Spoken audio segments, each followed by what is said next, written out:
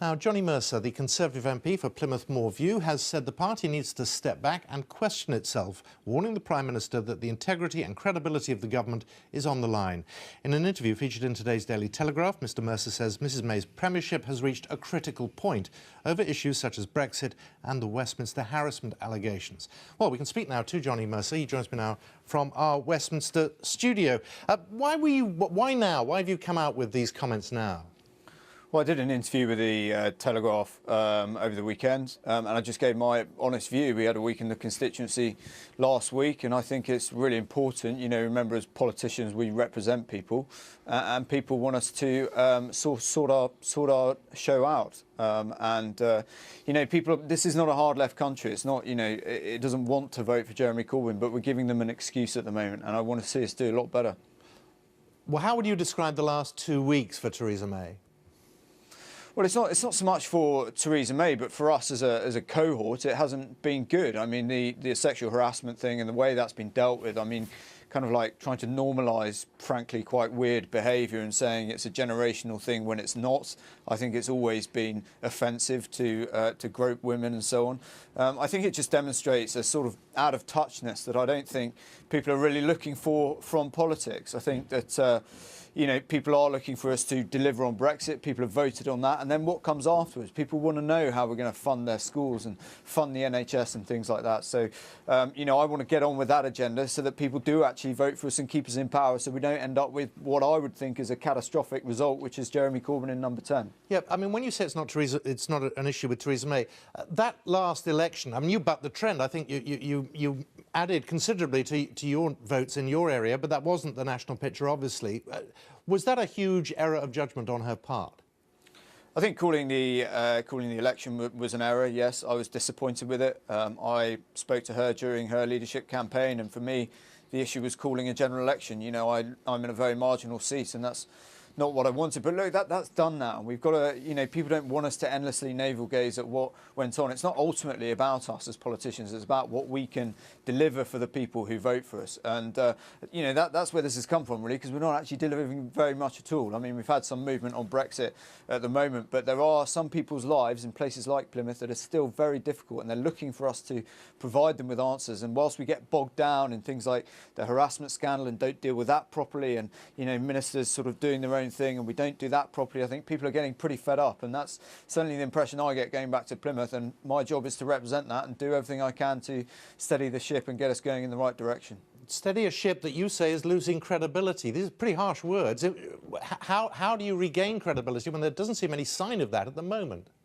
We regain credibility by going on the front foot about some of the good things we've done. If you look in places like Plymouth, actually the single biggest factor affecting the life chances of our most vulnerable in Plymouth is having a job. And under this government, it's down 54%. We need to continue doing that sort of thing and changing lives in these cities where we haven't traditionally had a Conservative vote before. But whilst we continually navel gaze around Brexit and perhaps hold it up and not deliver on it, you know, we're not making those steps to the next sort of generation. You know, the NHS and schools and other things. How are we going to fund these things? How are we going to close the productivity gap? That's what people are looking for answers from.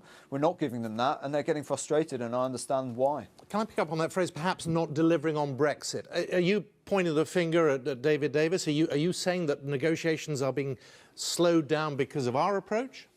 Not by David Davis, no. I think that there are, something like 400 amendments to the European legislation that's come before the House this week. I mean, I kind of feel left out that I haven't submitted one myself. But look, you know, people want us to get on and deliver Brexit, and I think we're not kind of helping ourselves by dealing with, you know, things. The thing is with a binary election is that so many people have translated what they thought that referendum was about for their own sort of personal ends. Really, it was just a referendum about leaving the European Union. That's what people want us to do. We need to get on and deliver that so that we can then go beyond that and look at all these challenges that everyone knows, that everybody goes out and faces every day, whether it's, you know, healthcare or housing or minimum wage and, you know, social security and things like that. Is Theresa May the person to get that through, or do you think that she's got to go? No, Theresa May can absolutely do this. You know, the Theresa May I know has a vision.